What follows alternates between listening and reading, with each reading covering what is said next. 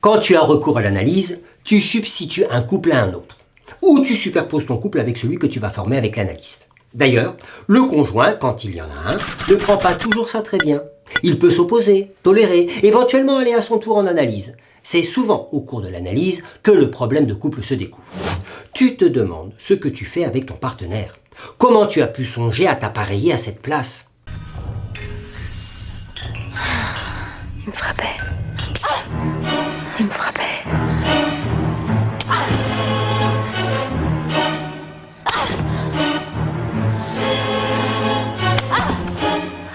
Aussi bien, tu vas en analyse pour déchiffrer ce que te dit ton conjoint quand tu n'arrives pas à le comprendre. Lui et ses messages, ambigus, équivoques, malveillants, qu'il te destine comme s'il te parlait par énigme.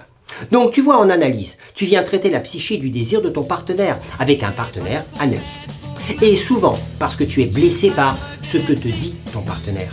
Par exemple, une femme qui n'arrive pas à encaisser ce que lui dit son bonhomme, ni ce que lui dit sa mère d'ailleurs. Ou, autre exemple, un homme dont le problème est de ne pas arriver à choisir la partenaire qui serait la bonne s'il en a plusieurs. Et quand tu n'en as pas de partenaire, tu te demandes pourquoi? Qu'est-ce qui fait obstacle à en avoir un? Donc, tu vois, dans tous les cas, avoir recours à l'analyse, c'est introduire un partenaire supplémentaire dans la partie. Mais c'est pas si clair de savoir quel est ton vrai partenaire. Et dans l'analyse, ce qui se découvre, c'est que ton vrai partenaire, c'est ton réel, qui résiste et qui t'occupe. Parfois, ton vrai partenaire, ce sont tes pensées.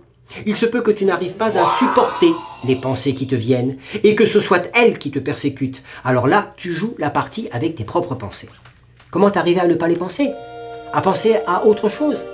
À annuler mon « je pense », à l'intoxiquer, à l'anesthésier par l'alcool, par la drogue, à ruser avec tes pensées? Ça peut aller jusqu'à ce que l'idée de suicide te vienne, façon radicale de divorcer d'avec tes pensées. Parfois, le partenaire essentiel, le réel, c'est le corps qui n'en fait qu'à sa tête. Le corps qui reste frigide dans l'acte sexuel, alors que l'amour est là pourtant. Ou le corps du mâle qui, en dépit du désir, de l'amour, ne manifeste pas l'érection attendue. Ou le corps qui se couvre d'eczéma, qui vient, qui disparaît sans qu'on sache pourquoi. Alors voilà, tu sais tout. La personne à laquelle tu es lié, bien souvent, elle ne fait qu'habiller ce réel qui est ton vrai partenaire. C'est comme ça qu'en analyse, tu vois apparaître le vrai fondement de ton couple. Et ça, c'est toujours surprenant.